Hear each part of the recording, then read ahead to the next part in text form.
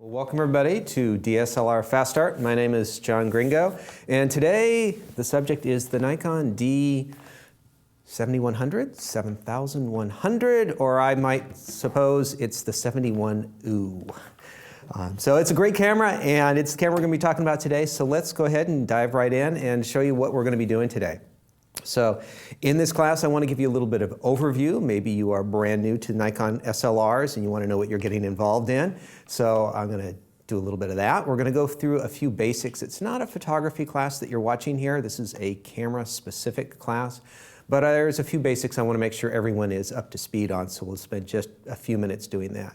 The great majority of this class is going to be going through all the buttons on the camera. We are going to discuss every button, dial on the camera, talk about what it's good for and when you're going to most want to use it, and any implications of using it. We're going to go through the displays, what you see in the viewfinder, what you see in the LCD on the back of the camera. And I know it sounds terribly tedious, but we are going to go through the menu line item by line item. We're not going to spend a lot of time, but I will give you some recommended settings for both general users and advanced users. And obviously everyone's going to have their own little setups, but I'm going to kind of give you some tips and hints on how to set the camera up best for the type of photography that you want to do. And then to kind of put a bow on the end of it all, around all of it at the end of the day, what we're going to do is we're going to go through and practice setting the camera up for different scenarios. So portrait, landscape, how to get maximum sharpness out of the camera and things like that, kind of which buttons are you going to go to most of the time. So let's dive in and talk about this camera. First off, you should reference this manual from time to time, although sitting down and reading it cover to cover will take you a little bit of time. There's a lot of information in there, there's a lot of valuable information, and I am not going to replicate or duplicate everything that is in the instruction manual. I am going to go through and whittle down what is in there to what I think is the most important elements of this camera. There is no way that I can stick 11 hours of information into our 5-hour class. The extra information that I'm not going to be covering covers a lot of areas that I know a lot of photographers don't really spend a lot of time on their cameras. For instance, there's a whole section on this camera where you can essentially Photoshop and tweak and adjust images after you've taken them. And while you can do it and it's fun and might be a good way of wasting time while you're in an airport, it's not the best way of working with your images. You should be working on a computer with a large monitor that's color correct and working in a good program like Adobe Lightroom or Photoshop or any of another number of good programs. And so I'm not going to spend much time on things like that or doing slideshows or printing directly from your camera to a printer. And there's pages in the instruction manual on that, and we're barely even going to touch it in this class. We want to really figure out how to obtain the highest quality images with the greatest ease. That's what this class is all about. Now, if you are new to photography, if you haven't taken a photography class before, if you want to learn about depth of field and shutter speeds and apertures, you are going to be just woefully disappointed at this class because we do not really go into that in this class. This is really a gadget class on the Nikon D7100, and so if you don't know photography, there's other classes out there that I'll talk about that would be good for knowing about that. So let's get into the overview on this camera in particular. If you are new to the Nikon family, welcome. They've been around for a long time. They have one of the most respected names in photography. Started way back in 1917. They have pretty much dealt with 35mm cameras their entire time. These full-frame cameras are now digital, of course. Things got pretty serious in 1959 when they developed the single-lens reflex F, which has the same basic lens mount as our camera right here in front of us. Now, there is some limitations on lenses, and we'll talk a little bit about that as we get more into the lens section on the class. But the lens mount has remained, for the most part, unchanged. 1986 marked a big year because they started introducing autofocus lenses and autofocus cameras.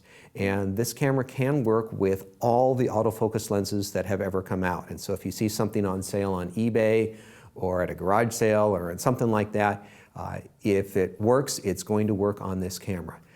Lenses that are manual focus can still work, but with limited features as you go further and further back. Obviously, you're not going to get autofocus, but if you go far enough back, they may not even mount on the camera. And so you do have to be a little bit more careful with the older manual focus lenses. And then in 1999, they were kind of first to the market, you might say, in their professional digital camera. And if you're familiar with megapixels and cost of cameras now, this camera had 2.7 megapixels and sold for $5,000. And it was a revolution at the time, and people bought it up like crazy because it was the best deal out there, because the previous cameras were $15,000 that were modified Frankenstein cameras from Kodak using modified Nikon camera bodies. And so they've come a long ways in that time with their digital cameras.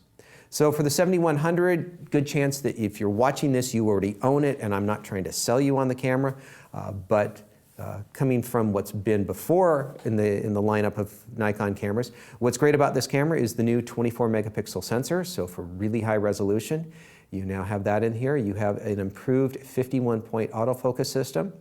It's just got a few more points than the previous 39. Helps out a little bit in sporting type events. They've increased the frames per second. You can do 6 frames per second. And if you put the camera in a special 1.3 crop mode that we'll talk about, you can squeeze 7 frames per second out of it, albeit at a cost to the megapixels. It is also dust and water resistant, the same as the D600, D800 series cameras. And so while it's not quite submersible, it is pretty resistant to dust and rain. And finally, kind of a lot of talk about this. It's not really important in this class, and that is that this camera does not have what's called a low pass filter. There's this filter that they usually put in front of the sensor to reduce moire, which is patterns that kind of match up inappropriately with the pixels in the camera. And they've taken that off of here because they have so many megapixels, it's in general not a problem. It's supposed to yield higher quality results, and it does, but only in a limited number of cases.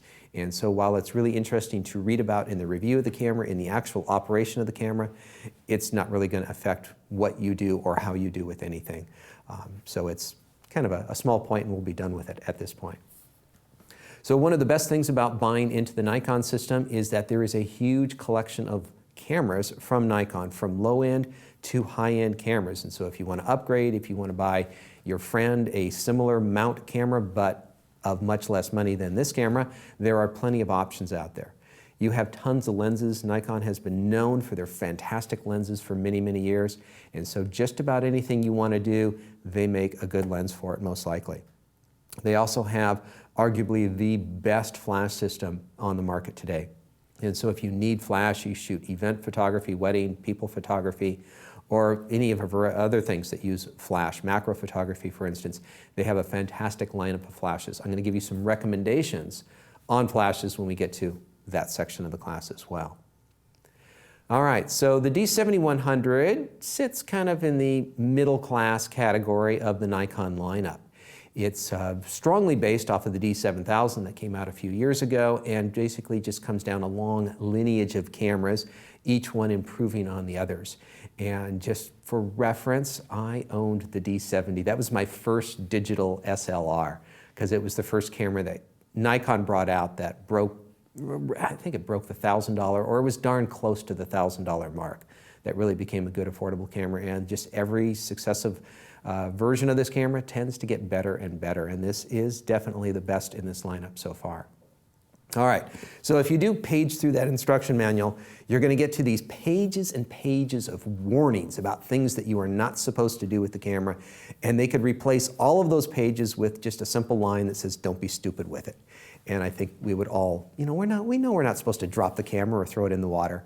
But there's a couple of questions that people do have that are valid questions, and that is about the waterproofness of the camera. Because Nikon says it's not waterproof, but they do say it's dust and weather sealed, and what exactly does that mean? And they leave that very ambiguous. And they do that for a reason, is that they're not promising you it's going to work under any specific conditions. I guess the fact of the matter comes down for most people with rain. If it's raining outside, should I go out and take a picture? Well, I would not be afraid for a moment to go out and get a picture, but I wouldn't hang out there for a long period of time. If you're going to be shooting your kid's football game, you don't want to spend all game out there shooting in the rain. Have a friend with an umbrella, or get one of the many different rain covers for it. And so you do want to be careful around dust, especially changing lenses. While that may not damage the camera, it may get dust on the sensor. So just be aware that changing lenses in a dusty environment is not good either. The other issue that people have questions on is about Nikon accessories, Nikon lenses, batteries, flashes, and things like that. Nikon tests all of their cameras with all of their lenses. They know they work. There will be nothing that is damaged. If you put on something else, Nikon doesn't know exactly what's going to happen. In general, I don't know that I've ever seen a Nikon camera damaged with another piece of equipment like that on there. It's possible. I will say from experience that if you do want to add an additional flash unit, I would highly, highly recommend Nikon. Flash is one of the most complicated areas of photography, and the Nikon system is very good. It may cost you $100 more, but it's well worth that money for that Nikon flash. When it comes to lenses, Nikon is a good first choice, but sometimes they don't make exactly the item you want. And when we get to lenses, I'm going to recommend some different glass that is non-Nikon glass that I think addresses an issue that Nikon has not addressed. And they're totally fine. They work very well on the camera. I can't say that they work 100% because what happens is some of the Nikon lenses have little issues and the Nikon camera knows about it and it fixes those issues. And when you put a Tokina or Tamron lens on there, Nikon doesn't know what minor issues that lens might have and it can't fix them.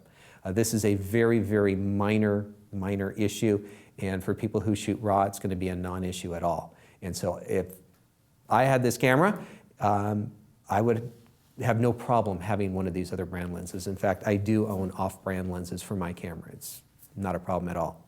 As far as batteries, the Nikon ones are going to be best, but you'll find aftermarket ones, knockoff ones that are a lot less money, and I have found them to be not as good, but overall a kind of good value. And so as a backup battery, an emergency battery, maybe if you're traveling a lot and you want kind of a third battery, it's maybe not a terrible choice for that. I would kind of stick to Nikon for the main batteries.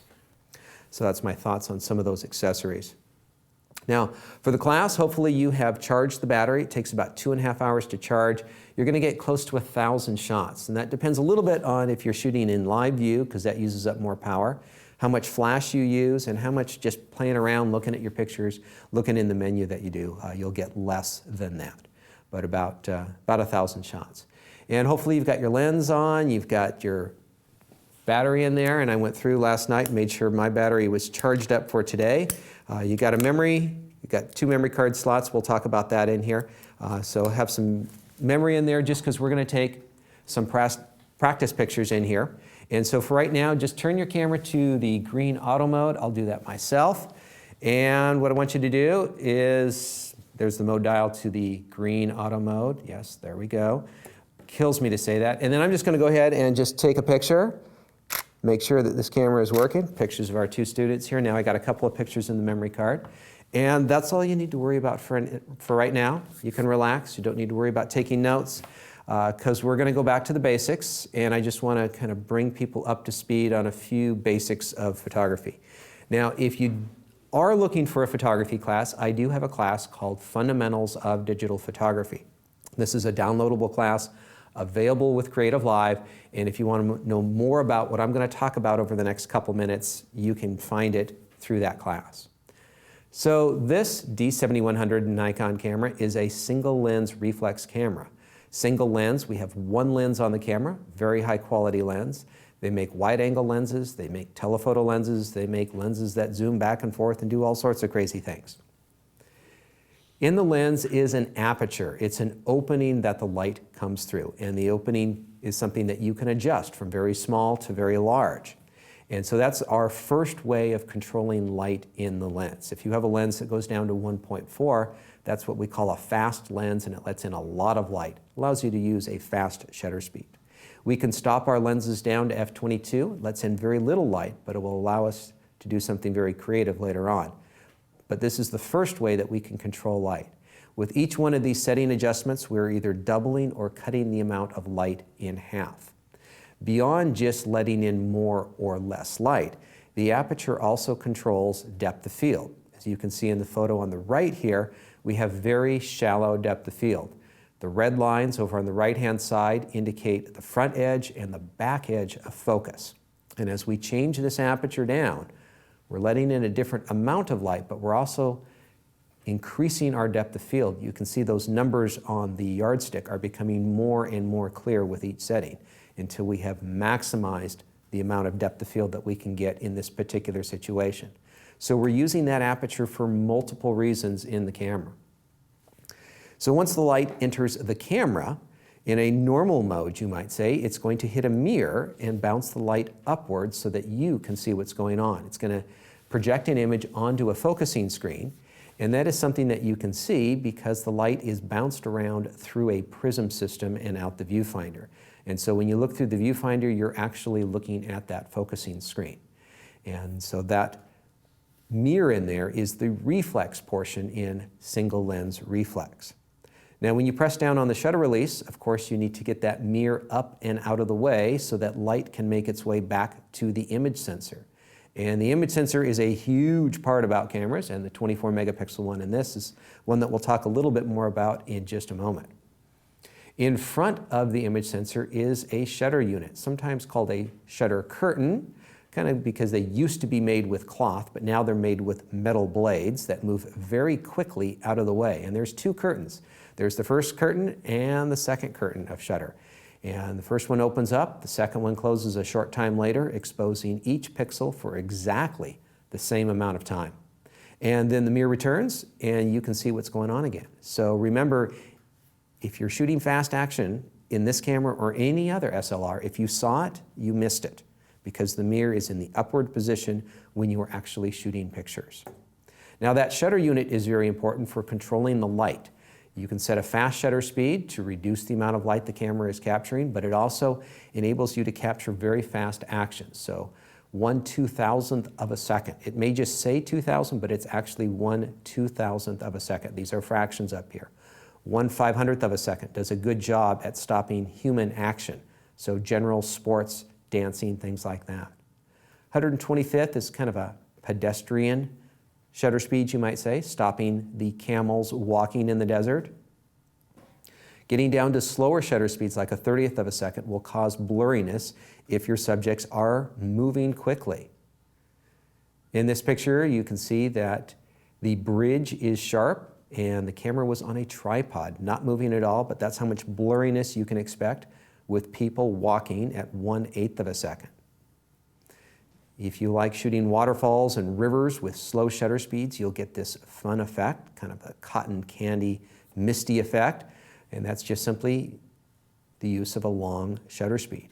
And you can use really long shutter speeds for very creative stuff. This picture I took down in Death Valley. 30 seconds was good for capturing a little bit of the stars in the background, as well as a light swinging around for 30 seconds in the middle of the night. So we talked about the sensor being a very important part about this camera, and one of the things that some people aren't real big up on, if they don't know cameras very well, is the size of sensor in the camera. That matters a huge deal as to what type of pictures the camera is best at taking and the capabilities and characteristics of that camera. And so all of these cameras here as examples have different size sensors. We're going to not talk about the really small cameras, the point and shoots and the mirrorless for the most part. The D7100 has a fairly large sensor in it.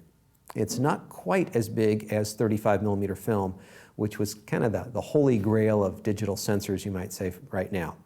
So for all of us shooters that shot 35mm film, it was really convenient when things switched over to digital to just have a digital sensor that was exactly the same size as film, because all of our lenses and everything else worked exactly as normal. Now this is what we call a full frame sensor. Nikon has their own designation, which is called FX. Basically, it's a full frame sensor. And it has a crop factor of 1.0, which is a very fancy way of saying it's a full frame camera and all the lenses work exactly as they did with 35mm film. In order to save money and make smaller cameras, they came up with a smaller size sensor. Nikon calls this crop factor 1.5 a DX sensor, and so we'll talk about DX lenses. You might hear about DX cameras, and they're talking about a camera or lens that works around this 1.5 crop factor sensor. And there are other companies out there that you have some very slight bragging rights against because they have a 1.6 factor.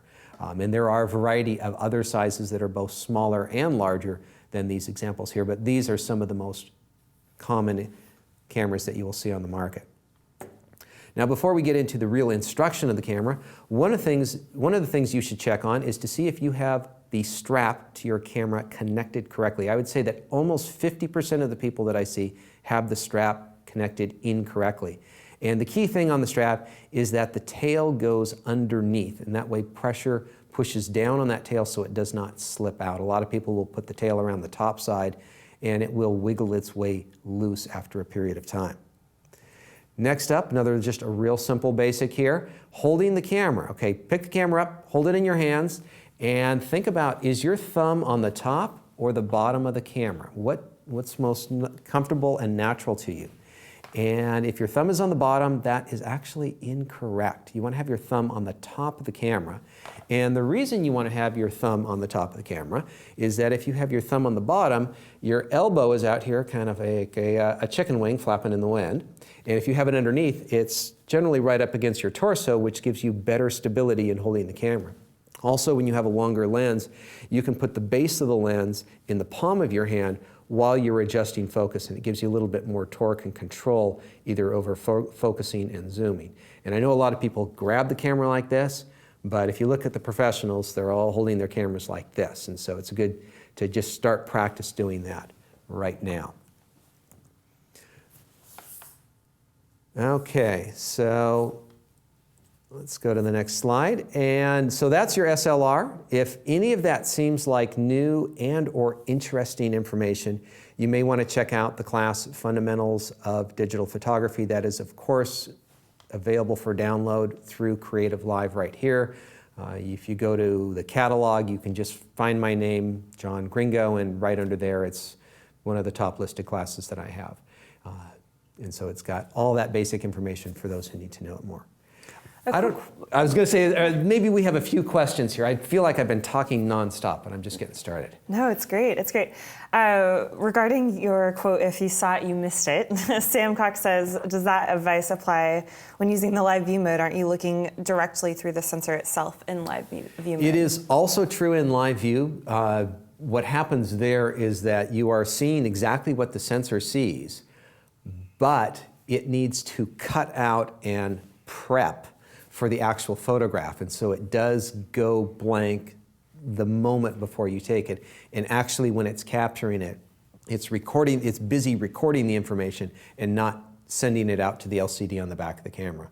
So you have to anticipate the moment no matter what using these cameras, at least for the current crop of cameras.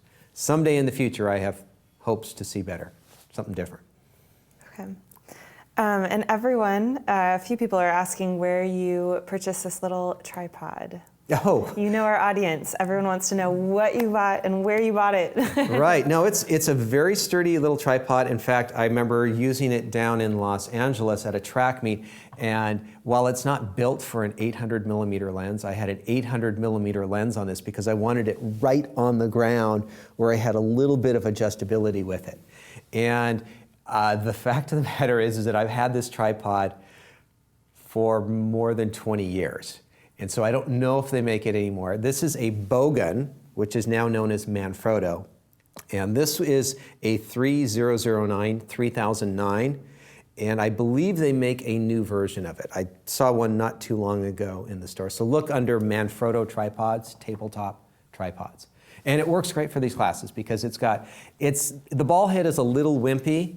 It's just barely okay for a setup like this. If you had a 70 to 200, you would really be taxing it anything other than perfectly level.